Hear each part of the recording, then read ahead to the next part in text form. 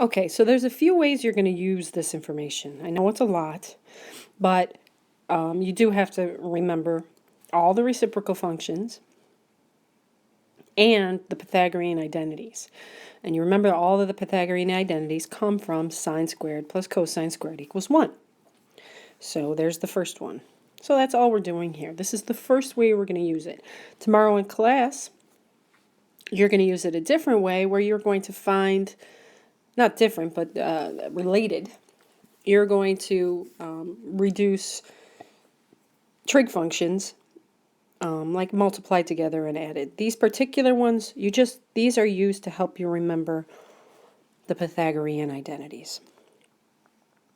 Okay, so sine squared, what could that equal? Now that could equal a lot of things.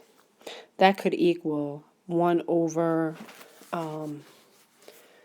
cosecant squared theta, so that's a possibility. So any of them work. Okay, it's just trying to get you used to seeing one identity and writing it in terms of another. So there's a couple answers you could have here. You could have 1 over cosecant squared theta. And using our Pythagorean identities, we know it's 1 minus cosine squared theta. These are all legitimate. And again, we're just getting used to seeing them in different ways. So 1 minus cosine squared, that's sine squared. Okay, so these are just simple one-step, all these 12 problems are just simple one-step problems.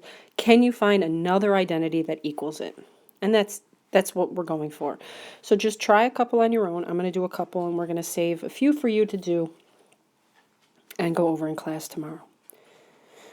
Okay, so try a couple. All right, let's look at these. Negative sine squared plus 1.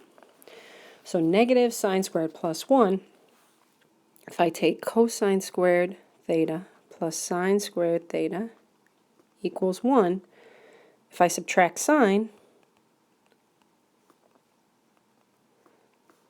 that's what I get.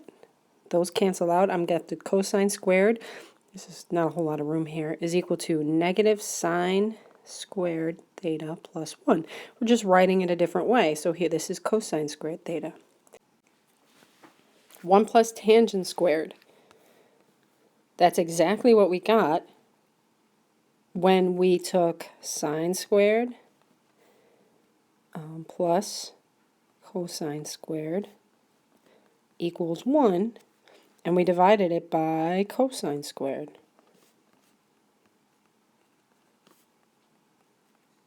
If I divide them all by cosine squared, that's 1.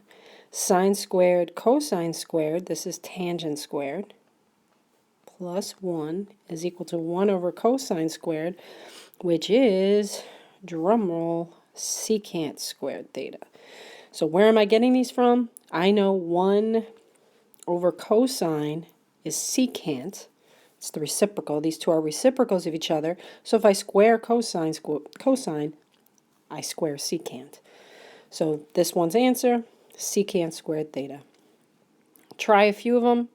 Try the rest of them. We're going to go over those in class tomorrow.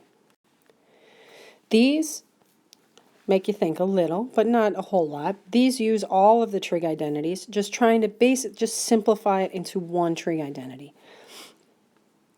So you know 1 over cosecant, hopefully you know what that is. That is just sine theta.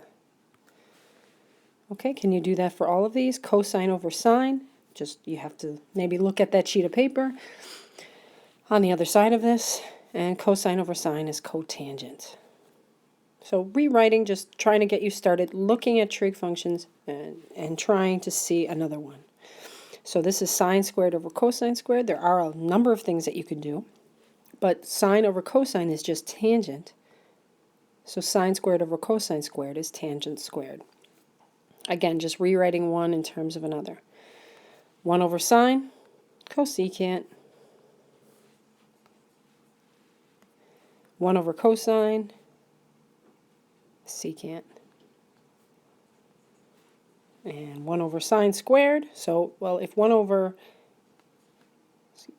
sine is cosecant, then 1 over sine squared is cosecant squared.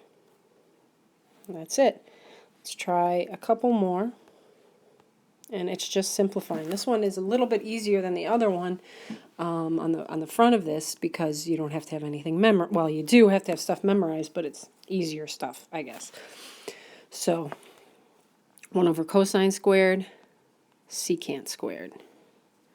Okay, now this one gets a little more funky, but 1 over cosine squared, well, I know that's secant squared. And sine squared over cosine squared, that's tangent squared. So secant squared minus tangent squared, let me just refer, is 1. Okay, try 9, 10, and 11, and 12 on your own and see if you can come up with an answer for tomorrow's class. Have a good day.